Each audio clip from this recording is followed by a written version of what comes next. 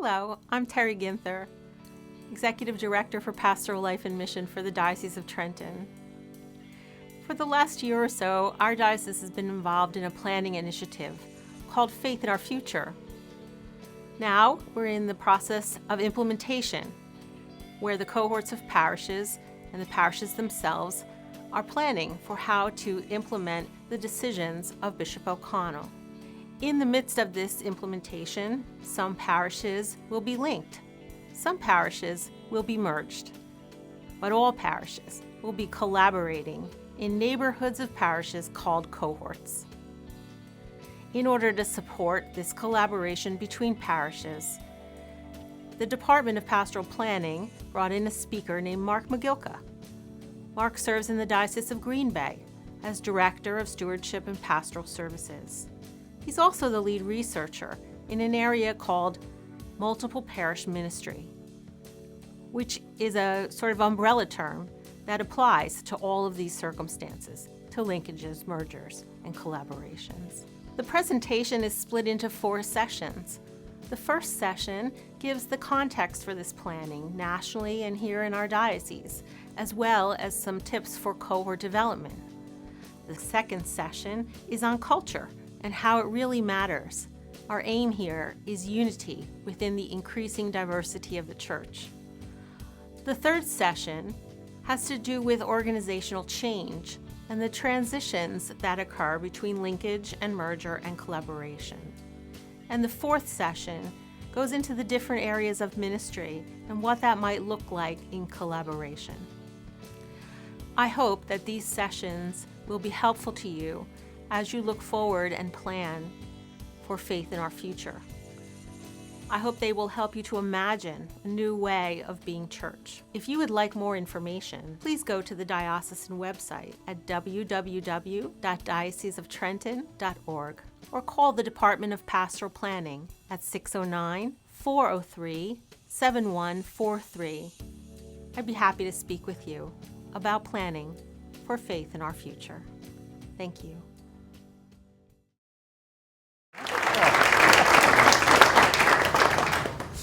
Well, thank you, and good morning. Good morning. That was really a good morning. You know, all too often when I talk with different groups, and I have been blessed to do workshops in 50 different dioceses at least, you say good morning, and at this hour you get this, good morning. It was so nice to feel the energy, and even feel the energy with the few people I was able to meet and greet. This is an incredible diocese, and I feel so blessed to be able to spend the day with you and hopefully learn from you. Hopefully I can share a few things. And one of the first things, Terry mentioned by way of intro, when I first started working for the church, I thought it was going to be a Peace Corps job. I would work for the church for 2 to 3 years and then get real employment. Well, I'm finishing my 42nd year as a diocesan bureaucrat. And God has always tested that call and that journey. And when I'm in my office, there's a little bulletin board next to my desk. And one of my favorite cartoons is the Dennis the Menace cartoon, where Dennis is turning to his friend and he says, Mr. Wilson says, if you want to make God laugh, tell him your plans. Have you ever had that experience? Pope Francis talks about the importance of being open to God surprises.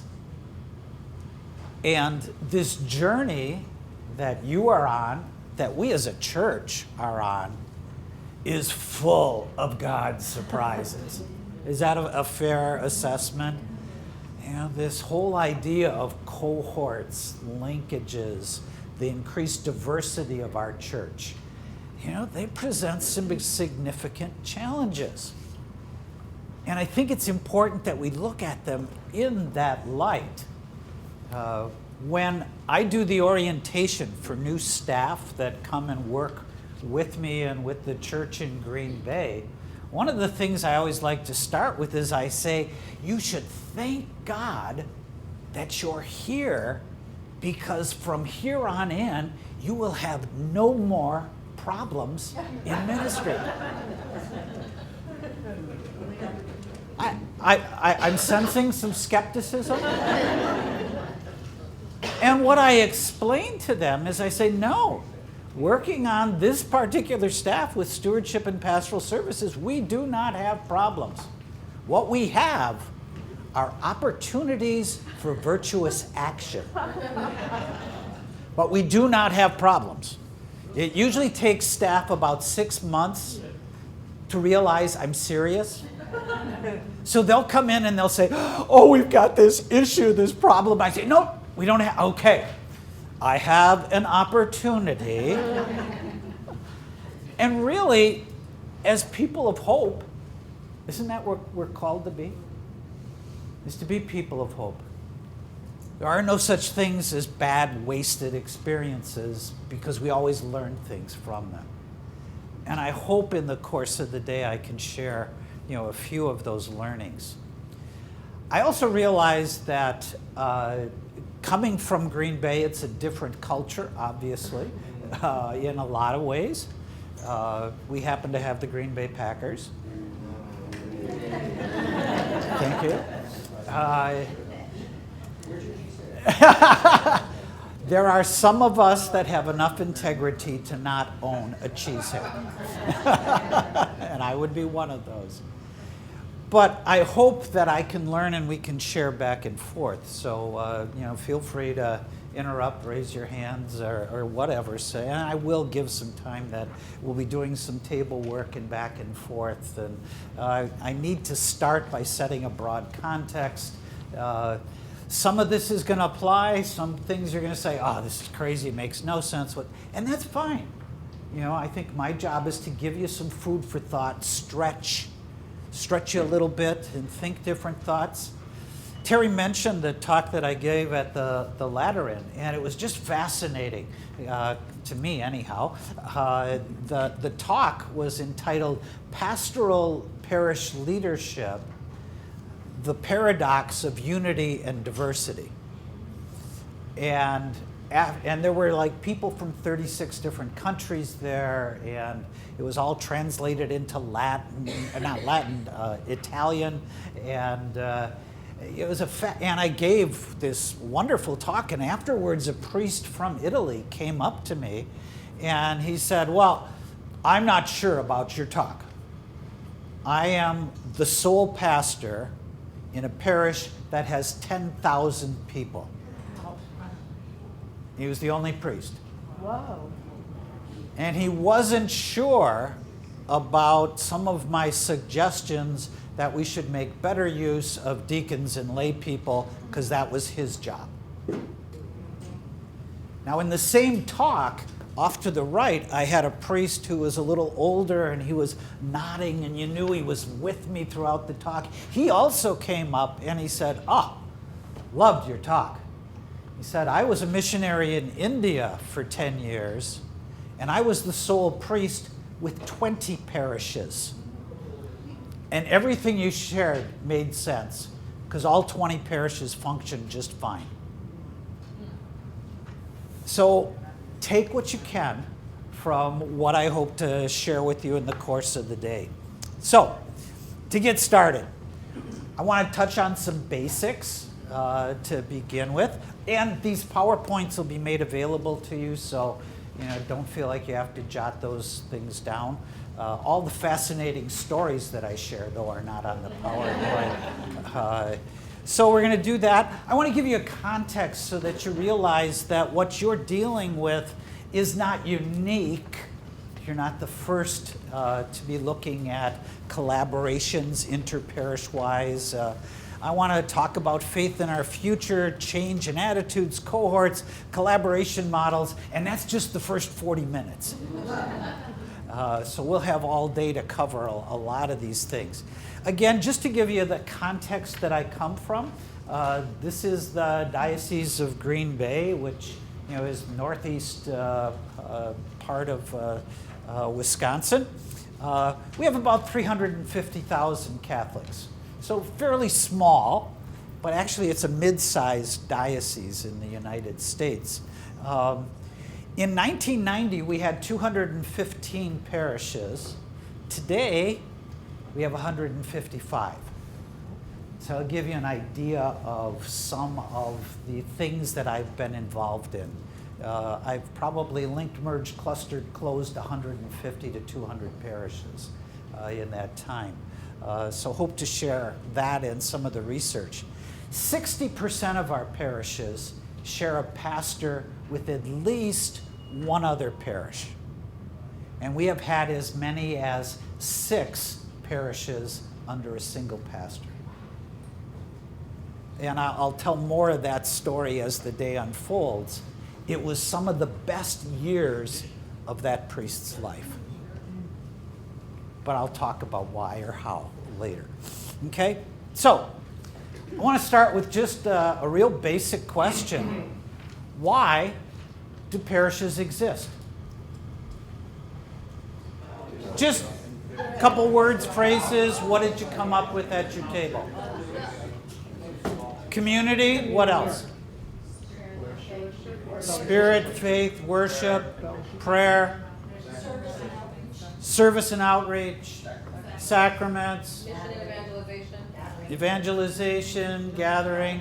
Okay, all of these are great answers. They're not the right answer.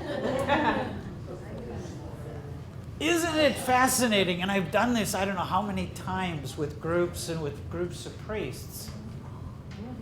But that we don't have a common understanding of why the parish exists.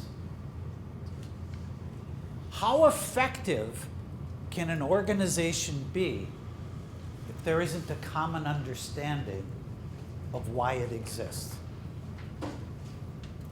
If you went to any successful business, corporation, whatever, they would know. What's the catchphrase? In my own department, the Department of Stewardship and Pastoral Services, how many of you have parish mission statements? Raise your hand. Okay. Who here can recite it for me? No, you can't look it up. But isn't that interesting? We talk about the importance of mission, and yet, there's probably one or two of you that could, or what happens is you get like half of the sentences, right? In my own department several years ago, we gathered and we spent 6 months and we crafted this beautiful theological, poetic paragraph as to why we exist. And within 3 months, I went to a staff meeting and I said, why are we here? And everybody just kind of, oh, well, there was that sentence about, and then, but nobody could remember.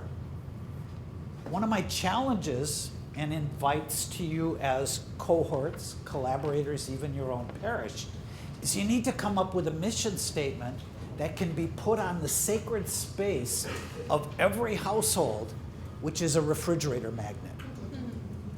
Right? That's the sacred space where all the grandkids' artwork and that's where, okay? So my department went back to work, and now the mission of my department is to serve parish leaders and build vibrant parishes. Sweet, to the point, everyone can remember it. And actually, on this question of parish, there is an answer that we should at least have as a basic understanding. And it comes from the Catechism of the Catholic Church, section 2179. So with everything we do, we need to at least keep the basic mission. It's to be a community under a pastor, to be a place for the Eucharist and the sacraments, where doctrine is taught and charity practiced. Now, Francis has added on a 5th dimension. It's the place where evangelizers are trained. So as we look at working together collaboratively, to what end? One of the best mission statements one of our parishes came up with. They were grappling and going back and forth and wordsmithing, and the leader of the parish said, "I know what the mission is." And this is a pastoral leader that was running this parish, and she said, "It should be to live the gospel, whatever it takes." Pretty good. That can kind of sink into your mind and haunt you, which is how our God works. Kind of like that hound of heaven that's always pursuing and present. Now, the fascinating thing that this pastoral leader did is she always does the announcements at the end of Mass on Sundays. And she always finishes the announcement with, "And remember this week to live the gospel." And spontaneously, the community has developed the habit of responding whatever it takes, so that it's formed into the guts of people. She told me that last year on the Feast of the Assumption, she forgot to add the announcements, the call to mission. And a 76-year-old woman came charging down the aisle saying, "Aren't we living the gospel anymore?" Now, wouldn't that be great if in our parishes they had that same enthusiasm and passion for the mission? In Green Bay, we joke about, but we're serious. Wouldn't it be great if people were as excited about their church as they are about the Green Bay Packers? Yeah. Because we have some real Packer nuts. We won't go into that, though. All right, so I think we need to look at the basics, and they need to at least be in our awareness as we look as putting together in our cooperation and collaboration. We have a typical parish structure, right? You're all familiar with this, with pastor, parish council, finance council, staff, committees, and then we try to coerce people into being on the committees and ministries. I think with the new evangelization, one of the great messages is that, believe it or not, you can be saved and never serve on a committee. I know Terry wasn't ready for me to be that radical. But isn't that what the call to evangelization is to move beyond the four walls? To live our faith in the world? How many parishes have volunteer recruitment or volunteer affirmation Sundays or programs? Okay, some. Okay, half of a volunteer affirmation. Yeah, we sent them a note 3 years ago. That's good enough. We don't want to spoil them. Ministry fair would be okay. Yeah, okay. How many of you, though, celebrate the volunteers who aren't volunteering at the parish, but are working with the Red Cross, the JCs, the Boy Scouts in the community? There's one idea for you if you haven't thought about it. Because that's what we're called to do, is to transform the world. And especially our primary service area. Do you have primary service areas? They're called parish boundaries. Most people, when I talk about boundaries, they go, "Oh, no, not those," because that blocks people out. But when we've lost our sense of boundary, we've also lost our sense of the responsibility that every Catholic parish has for every human being within that geographic area. So in some respects, the new evangelization and the mission of the church calls us to reclaim at least that immediate geographic area. The national research is very clear, and it says that 40% of the people who gather on Sunday at your church drove past another church to get there. And we don't want to turn them away. We want to keep them coming. But let's not lose in our mission that sense of responsibility for the neighborhood and the community. All too often, and I'm sure it only happens in Green Bay, our parishes turn in on just those who are registered and show up on Sunday. And I'm sure you've heard the mantra, I can barely keep up with them. But Pope Francis says, they're there, they're connected. There's so many more that need to hear the call of the gospel and feel the hands of Christ. So, our parishes are very different than these models, this basic model. And just to give you a feel for it, and these are numbers which are already old and need to be updated, so we need to do another study. But the traditional parish, one pastor, one fairly homogeneous community, it's about 60%. I think it's probably closer to 50% across the country now. Okay? Parishes that have been consolidated. Now, this is just since 2005. I think it's closer to 10% now. Parishes where there were 2 or 3 or more that are now one canonical parish. They may have more than one worship site, but canonically they're one parish, and you have several of those in your diocese and more coming. Multiple parishes, 27%. And again, I think this is closer to 30, 35. I've seen numbers from research as high as 42% of Catholic priests in the country serve more than one parish community. So what you're experiencing is not unique. Add to that complexity the multicultural parishes, and at least 40%. How many here have more than one cultural group that are part of your parish? Okay, so it's almost 72%, I think I just calculated. So, this adds another whole dimension. Because when we talk about multicultural, there's the language, ethnic, but I like to also talk about, especially as we're going to explore with cohorts, there are parishes that are multicultural, even though they're all Anglo. Yeah? I'll give you a classic example from the Diocese of Green Bay. In downtown Green Bay, we have the cathedral. And the cathedral is the cathedral. And it's well-grounded, and it's one of the jewels of the diocese. And even our cathedral doesn't have its own pastor. It is shared with St. John's, which is literally 2.5 blocks away from the cathedral.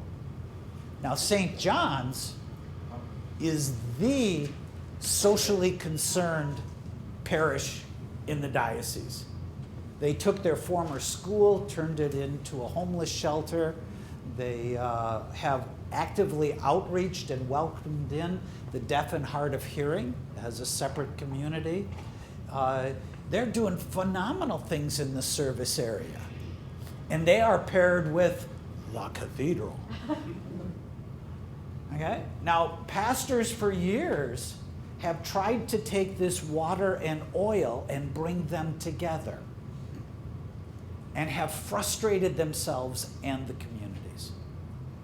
I finally have a pastor who understands that each is blessed and unique, and each helps people on their faith journey in different ways. And by developing respect and understanding, their ability to cooperate and not be threatened by one another has increased the level of faith in that whole area. But parishes, I can go on with many other examples, and we will when we talk more about culture. So nationally, and the reality is that the Catholic population is growing. A lot of it is due to the influx of the Hispanic community, although that has leveled off at the level of immigration over the last 6-8 years. However, that community is still going to grow more because of the birth of children than new immigrants necessarily. But Asian, African communities, a whole host of cultures are growing throughout the United States. the number of parishes is going down, especially in the Northwest and Midwest, or Northeast and Midwest. And the number of the priests available is also going down. So we have some very challenging dynamics that you're aware of. I'm not going to go back through the data here. The geographic challenges are pretty significant, especially in the Northeast and Midwest. There's a whole Rust Belt corridor where this dynamic is very strong, and almost every diocese is grappling with the same challenges as you are. In the South and West, they have a different problem. They're growing, and they don't have enough priests, and they can't build churches fast enough. But the challenge is they're building huge churches, and we know from the research that there's a major challenge. The larger the church, the less likely people are to be involved, to contribute, and mass attendance goes down. So we all have these opportunities for virtuous action. Now, when we're looking at multiple parish pastoring, there is this perception and belief, and some would say experience, that this is a major problem. When we did the research on multiple parish pastoring, we asked people in the pew to evaluate their parish ministries on more than these 12, but these 12 areas. So my question to you, given your vast knowledge and experience, which of these ministries is done better in a single parish, one pastor situation versus the multiple parish situation? Which would be a ministry that is done better in the single and not as well in the multiple? Which ministries do you think are done better in a single pastor, a more or less traditional model of parish? Anybody?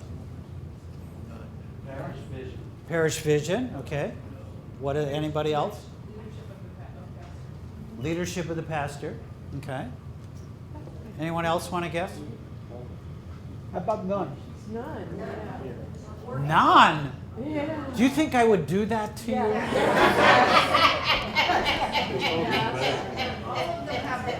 Just because I know people think that, there is one.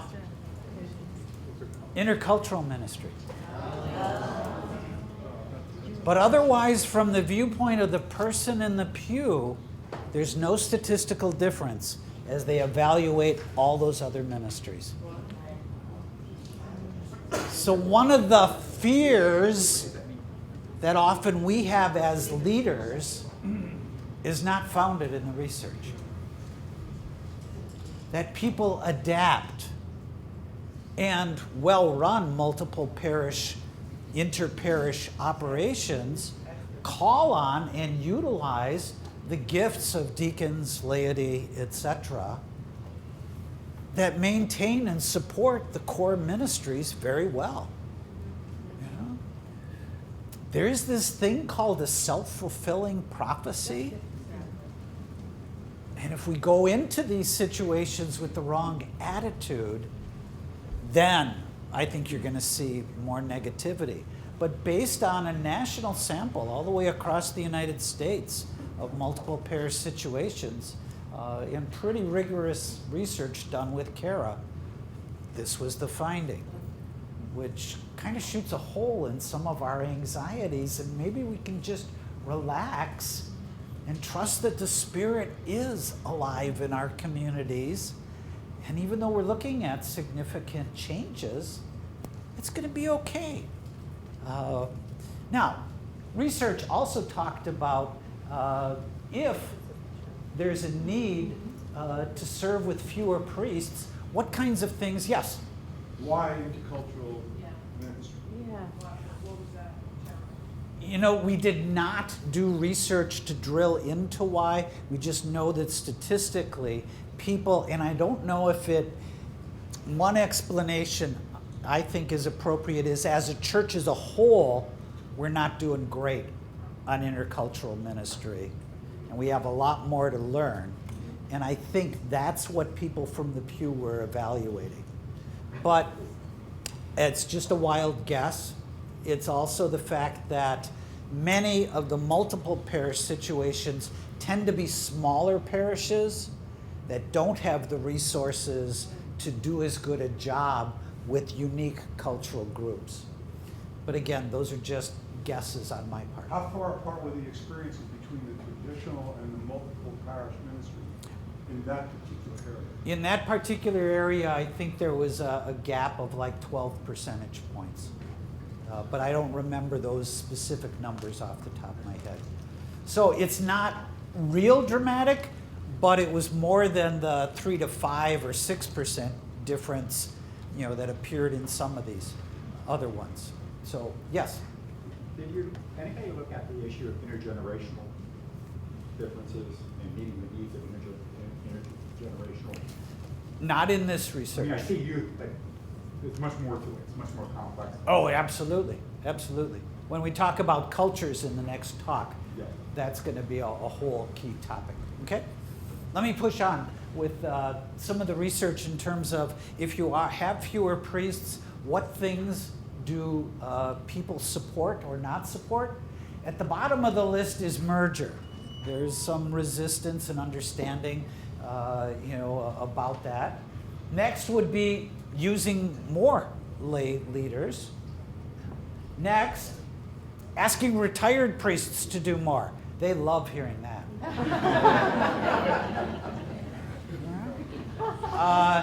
Use of deacons. I think we're still learning as a church how to use those gifts in the ministry, and I think there's more possibility there. Bringing priests from outside the United States, which again is happening in your diocese, mine as well. And last, it's interesting, is much more openness than you may have guessed with sharing a priest with another parish. So when you look at the array of possibilities, that idea of sharing, people have a great love and passion for their churches. How do we support that core, but also facilitate better cooperation and collaboration?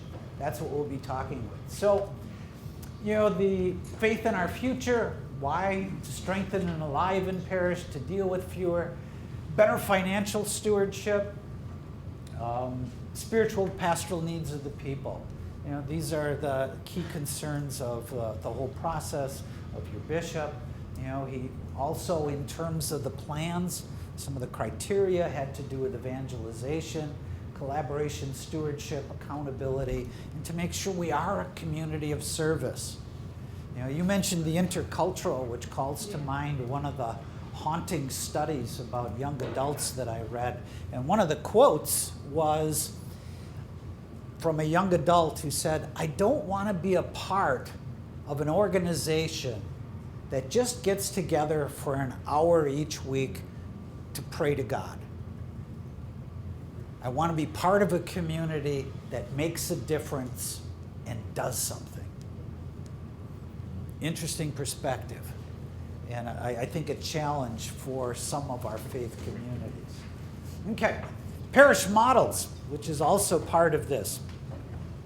The first one way or the other, everyone within the cohort is invited, encouraged, being facilitated. There's a number of other words that we can use, but we'll use those for now. But there's a formal relationship between the parishes. And we'll be spending a lot of time talking about how to enhance, how to build that. One thing that some in my diocese, we call them clusters, will do is they'll actually put together a draft of a covenant, which is a written document showing what they're committing themselves to. And those are shared and signed at a major mass. In one cluster, they actually rented the local fairgrounds and invited all 4 parishes for a mega liturgy for the signing of the covenant, which is a way to make it explicit and help people realize. In this model, parishes have their own pastor, they have their own councils, records, but they're looking at levels of cooperation, collaboration, and we'll unpack that a lot in the course of the day. But then you have the linkage model is your second one, where basically it's one pastor. And in our diocese, and it looks like in your document, it says, basically what you're sharing is the pastor. If there are other opportunities and they make sense and it's a win-win, they may share other things. And there's a whole range, which we'll talk about in the course of the day, of what to share in a linkage. I have some parishes that they share only the pastor. And one classic example of this, and we'll talk more about it when we talk about culture, I was out west doing a workshop, and there was a pastor who said, "Oh, I really understand what you're talking about. I have 2 parishes. This is a mining town. Mines have been closed for 70 years.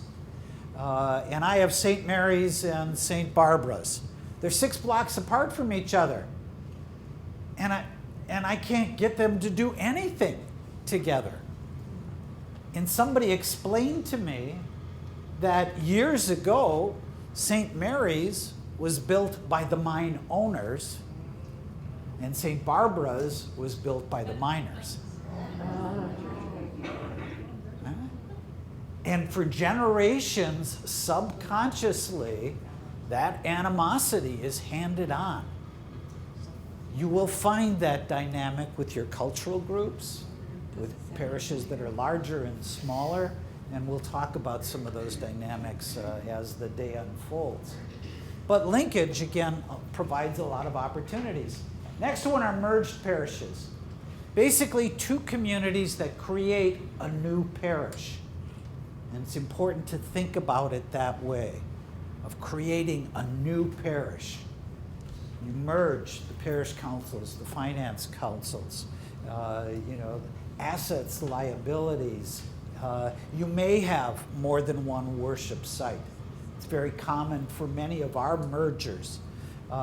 Sometimes we've been very fortunate that our linkages work so well that the people come and say, we're burning out our pastor because he's being meetinged to death.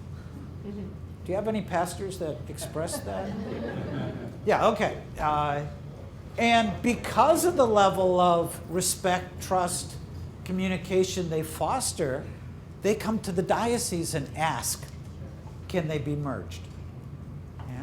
That's the best case scenario. Sometimes it takes a little more facilitation. Okay? Personal parishes, these are usually language focused or ethnic, cultural focused. They deal with a nationality in an area. And then a new phenomenon I understand is where parishes are designated, in addition to serving the current community, to being invited for that opportunity to serve a specific cultural group. And I think there's 18 of those or 17? 18 in the Hispanic community, but there are also Haitian centers and Portuguese. Okay, so there's 22 of those. Yeah, and we'll talk more about that when we get to culture. There's also a whole section in terms of making sure that the pastoral care of the various institutions is being taken care of. And some of that is responsibility of the bishop with appointments. Some of it is what's in your primary service area, and how does the parish working with the diocese make sure the pastoral care needs are. So why cohorts? There's a lot of different rationale and reason. First one is to be better together than each parish is individually. This morning I heard the great story of the 5 parishes who decided to do a mission, and they didn't have enough space for all the people that came together. Now, that wouldn't happen if each parish did it on its own.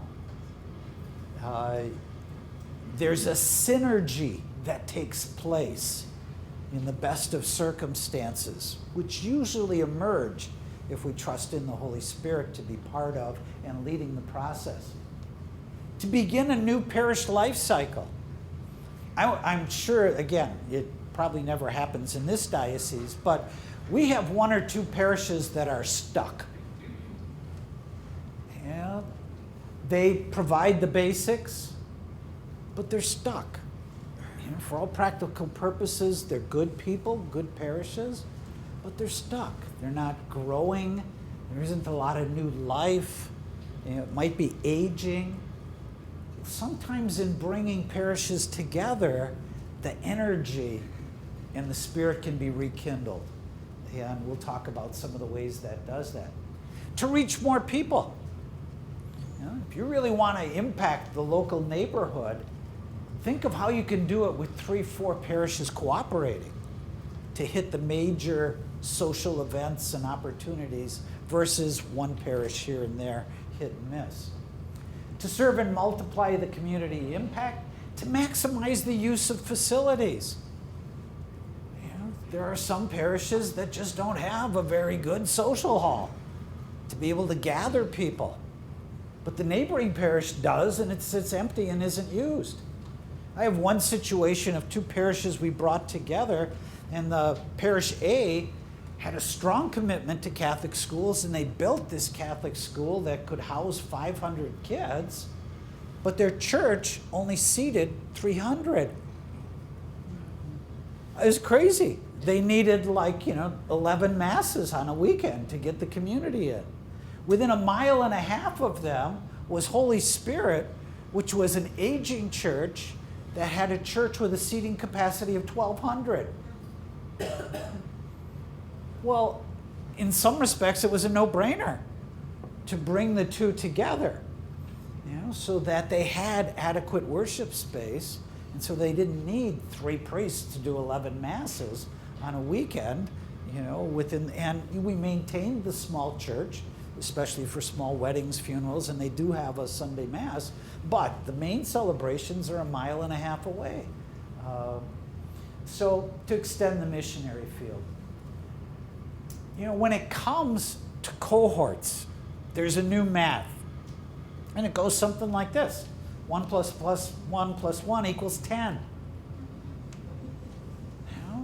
The things that are possible when the Holy Spirit is present in a larger group of people, and there is that synergy, that creativity, if you look just at the business literature, to get diverse people around the table, the ideas and projects that emerge are incredible.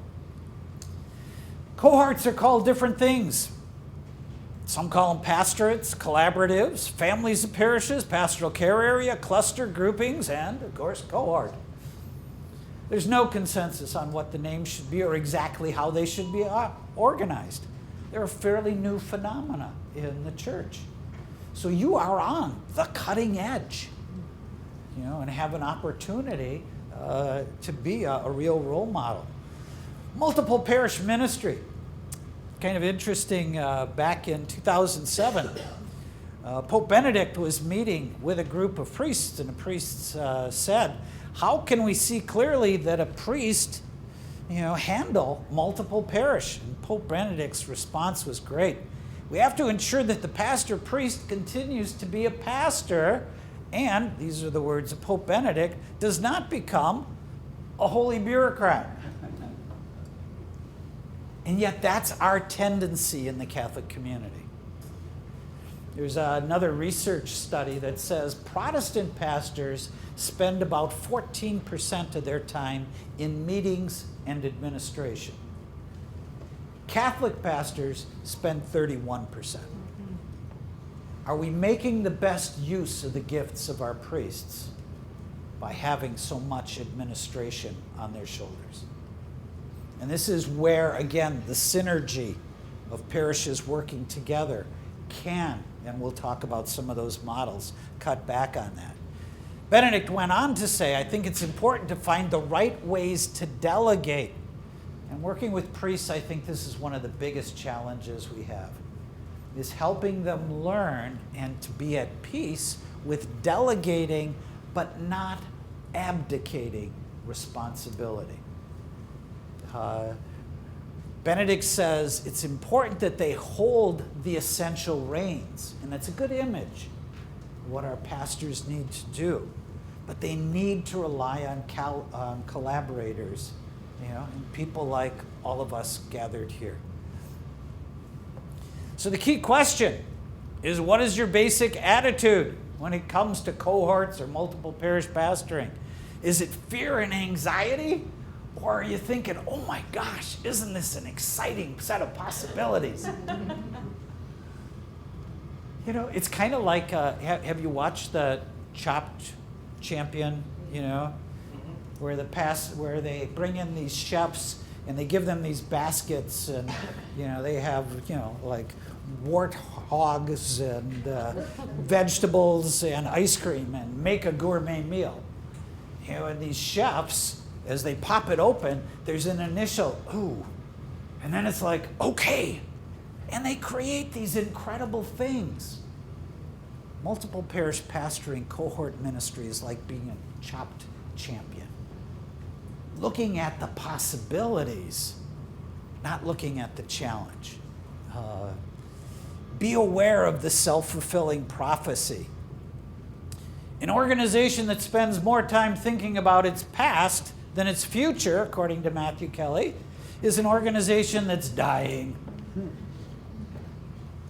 We have a lot of people that want to say, let's go back to the good old days. In reality, they weren't so good, if you really look at them. But that's another talk. We're not going to solve, as Einstein says, our problems with the same thinking we used when we created them. Does that sound like anybody you've had to deal with? Okay, we'll move on. Francis says, beware of the 7 last words of the church. Does anyone know what those are?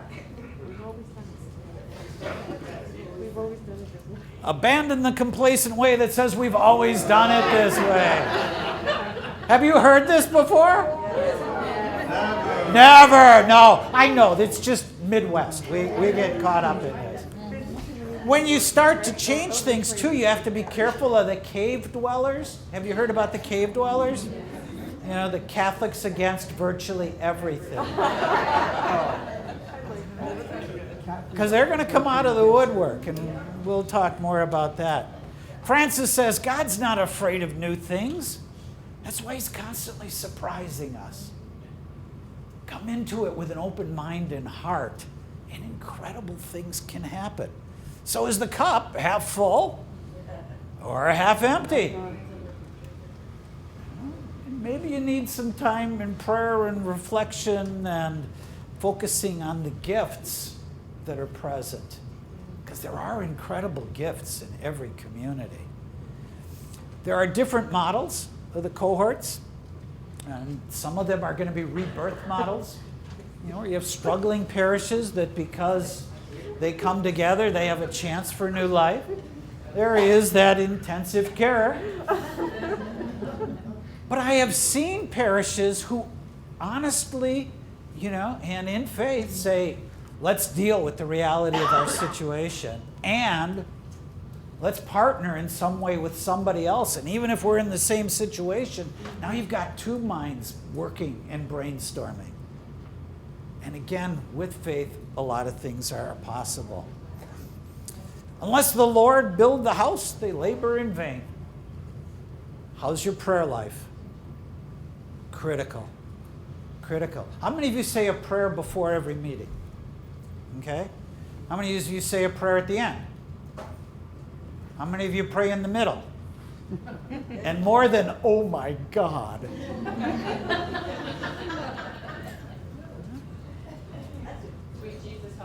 That's a good one too. One of the things that I want to invite you to do, and I'm aware we need to get to a break, is to have the courage that when you get into one of those animated conversations, That somebody had the courage to raise their hand and say, I think we need a spirit break. And for 2 minutes, let's just push our chairs back. And if we consulted the Master, what might Jesus tell us? Change the tone. Put it back to where it should be. How are we following through on the ministry of Jesus? I have one, I'll try and do a quick story about this with a parish. And it was one where they had 2 parishes. They were only going to have 1 pastor. They had a rectory that they didn't know what to do with. And the proposal at the pastoral council meeting was that the parish should be rented out and generate income, that a family could live. Good proposal. Somebody else said, I have a brother-in-law who works for the prison system, and they're looking for a halfway house. And this rectory would be perfect. Can you imagine the energy in the room? And somebody had the courage to say, I think we need to take a spirit break. And you could see on people's faces, it was like, oh no, not the Jesus question. But assume Jesus was in that chair throughout this conversation. What would his advice be? And this is a parish that came back, and it was still a tough conversation. But they knew that Jesus' command or challenge would be to reach out. Now they put in all kinds of safeguards. They, did it and signed only a 1-year lease, so that everything else, they caught flack initially from the parish. But it worked and became a source of pride because they were living the gospel in a very tangible way. Be open to those God possibilities. Build your house on rock. Okay, we're gonna move on. I want to talk about just some basic kinds of stuff, looking especially at the cohorts. And this is just basic kind of theory for good group and task group organization, which I find cohorts or collaboratives or whatever you want to call them can err on either of these 2 basic needs. And the challenge is, how do you maintain a balance? So the 2 basic needs are, first of all, what they would call task behaviors, or getting the work done. But if all you do is work, people burn out and move on. Now, the other is maintenance behaviors. Do you care about one another? Is it a community of disciples in service? Now, again, often when I ask that question, people say, oh no, I just volunteered to be on the committee. Don't give me too much of that heavy-duty churchy stuff.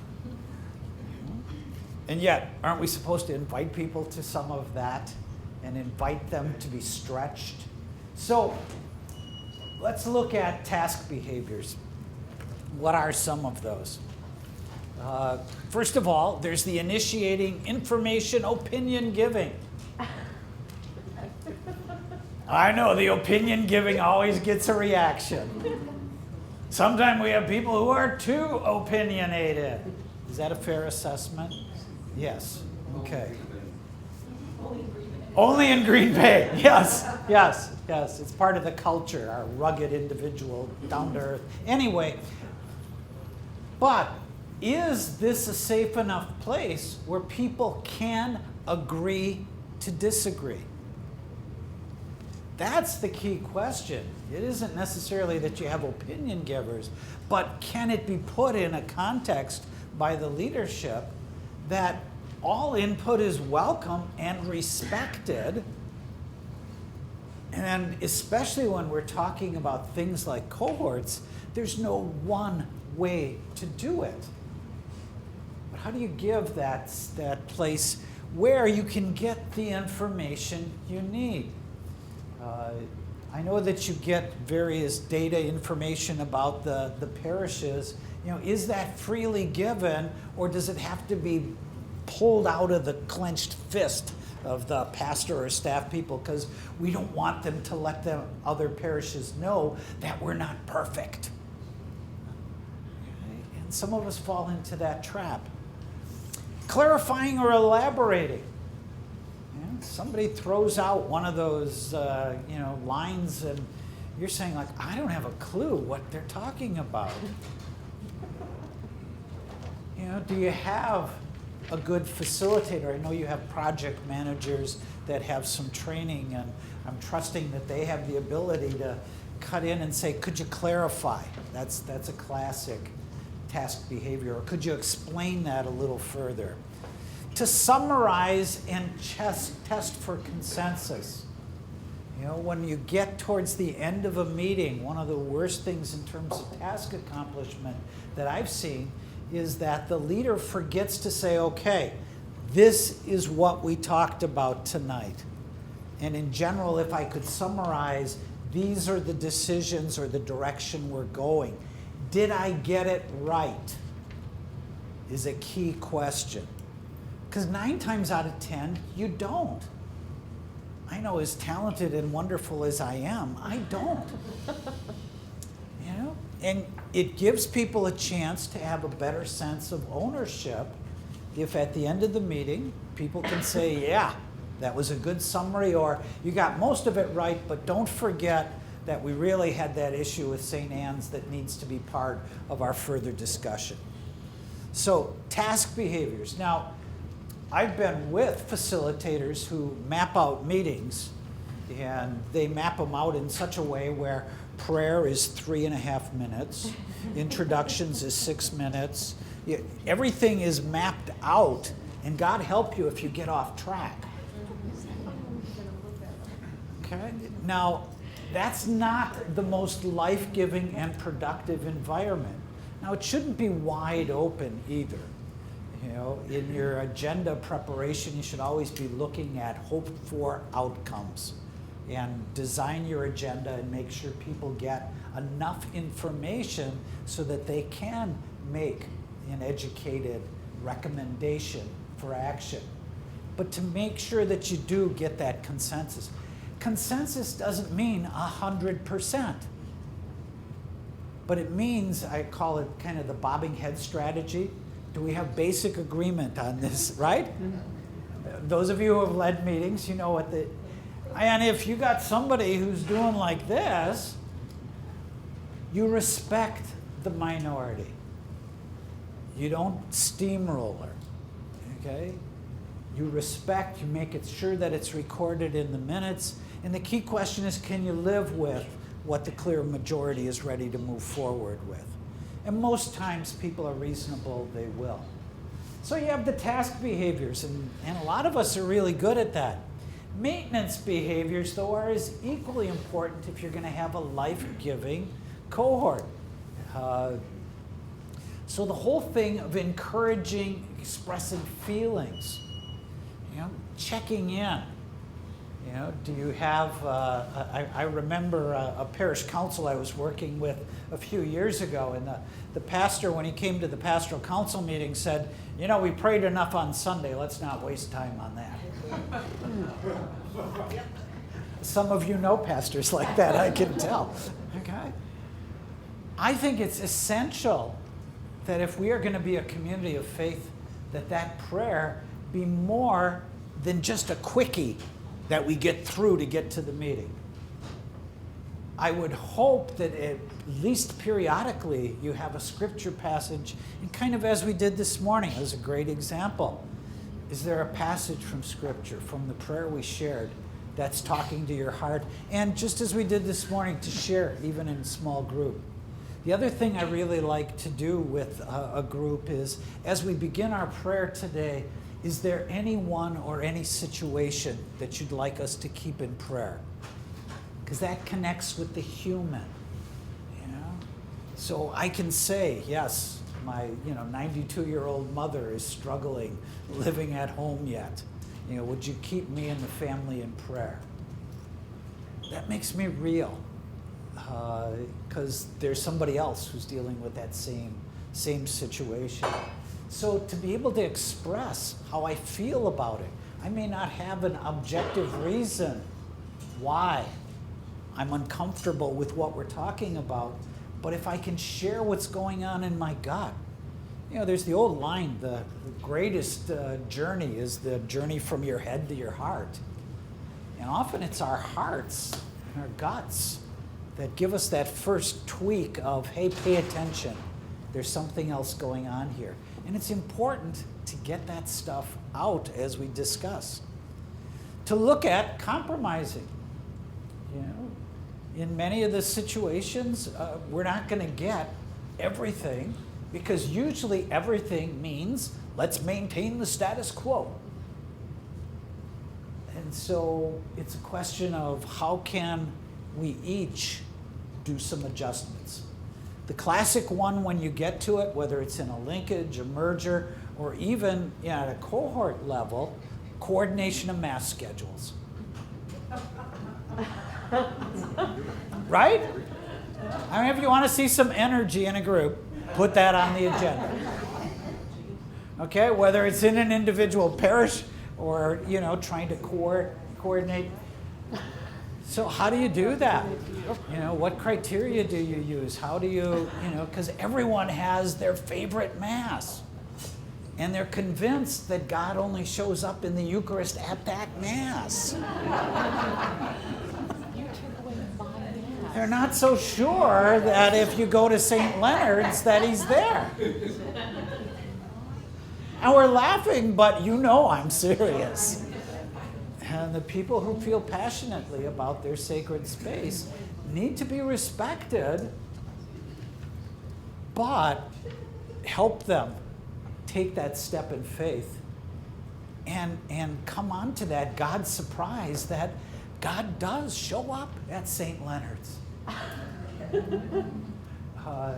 So the harmonizing, the gatekeeping, norm setting. Keep in mind that you can't force community. This is a cartoon. This is a merged parish. Okay? Now this would be a merged parish that it's been imposed from on high. And again, it only happens in Green Bay. My own, well, one or two other places. But talking with Terry, I'm sure there's none of that. Yeah? We'll talk later. You know, the people from St. Joe's who come to Holy Family and they all sit in the back right corner. And it comes time to the kiss of peace and they wish it to each other, but not beyond. Okay? I've seen it. You have too. Okay? So we'll be talking a little bit about transition and how do you reach out, love people where they are, and invite them to take a step over time. Anticipate resistance. You know, as big a proposed change, there's going to be resistance. Don't be surprised by it. It's part of the nature of leadership. Is to continue moving on the journey.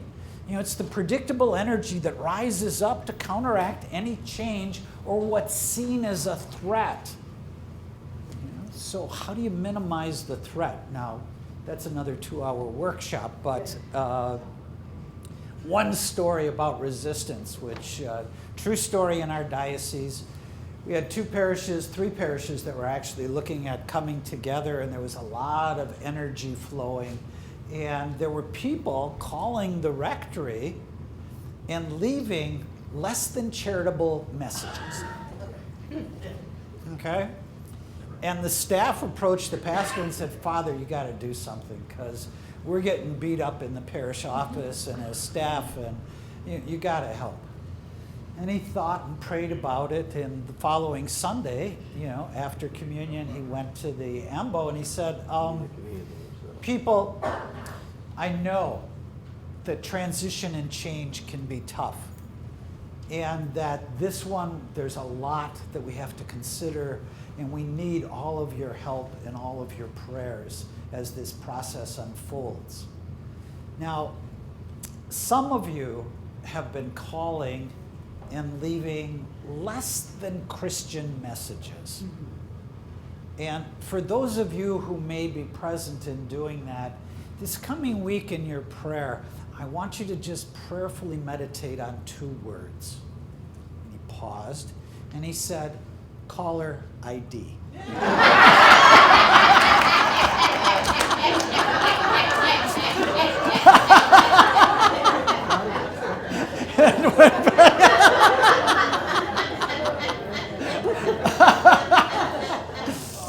Didn't have that problem much longer.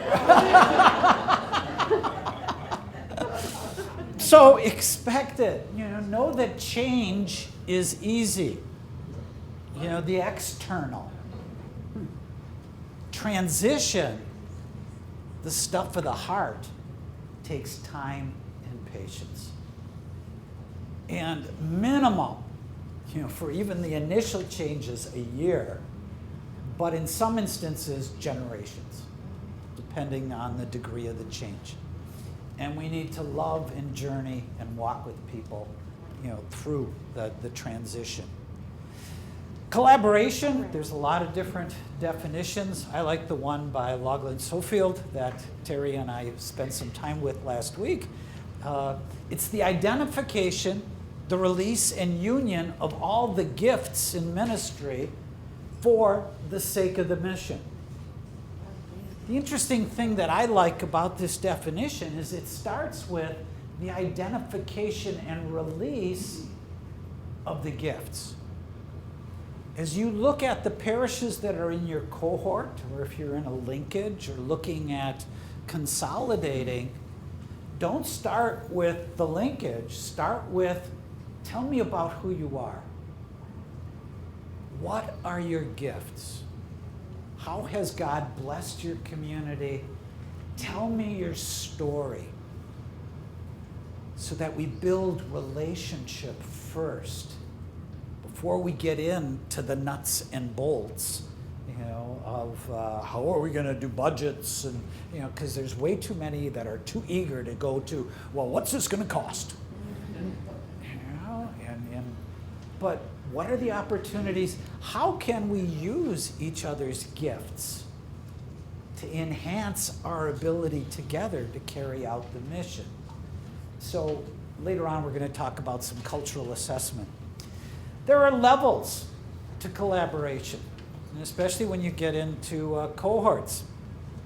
One is to coexist. This was, months ago when maybe you had an idea who might be in your cohort. Second was communication. And I know communication can be as simple as, well, we shared bulletins. Well, we're hoping for more than sharing bulletins. But it's a place to start. To gather key leaders. Cooperation, where we cooperate with one another. Still very polite, but we keep real collaboration at an arm's distance. And we do enough so that we can fill out the report for the diocese. I know there are probably none here, but that happens in Green Bay. Okay? And level 3 is that real collaboration, where we really dig deep and look at what the possibilities of what God might have in store. One of the best definitions of pastoral planning I like, and I think definition of a cohort, is how can we discern and help carry out God's dream for this collection of parishes? How can we prayerfully discern God's dream for this collection of parishes? Spend some time and let that spirit and do some crazy brainstorming. To let creative ideas, those God surprises, emerge. Because somebody's going to come up with something and everyone's going to laugh, and somebody's going to say, why not? I think we could do that. I'll give you a classic example in one parish. they were doing some brainstorming about how do we get the message, of St. Al's out into the community. And somebody said, it would be really great if we got the pastor to wear a sandwich board and walk down Main Street. Guess what? This pastor was just crazy enough, he did it. And the local newspaper picked this up. They got more attention and energy getting out the message. I'm sorry, pastors, I probably shouldn't have. You're welcome.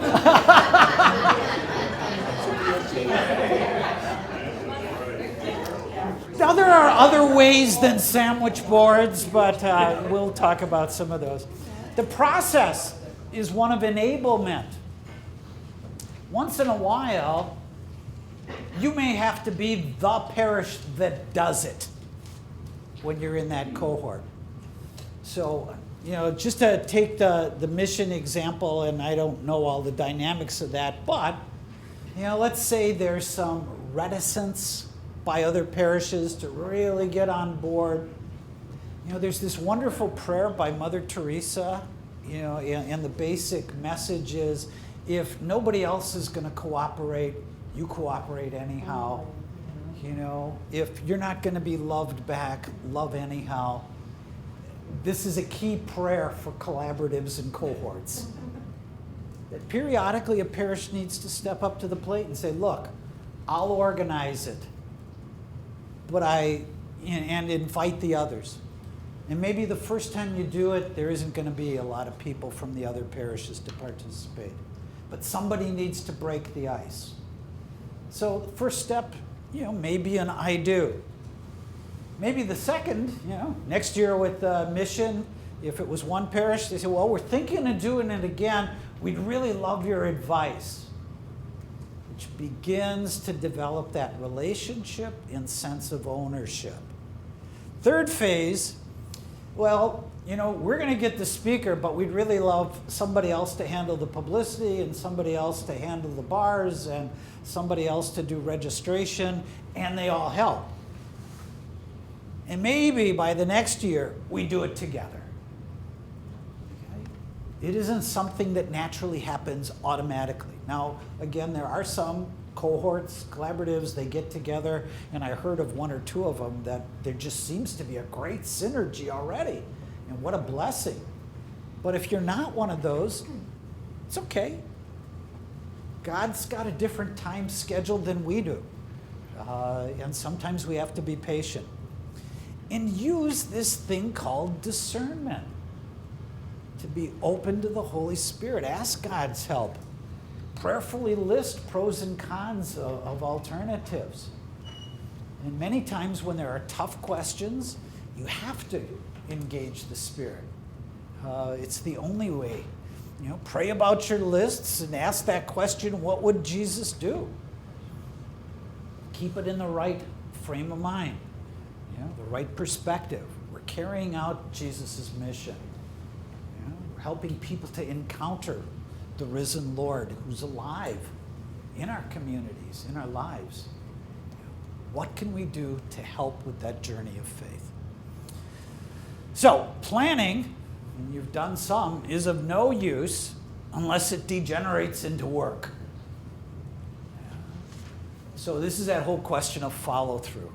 And with a good, effective cohort, you not only have a community of faith and service, but because it isn't just accomplishing a task, there is the accountability that comes with the peer relationships so that there's a better follow-through. And that's what we're going to talk about next.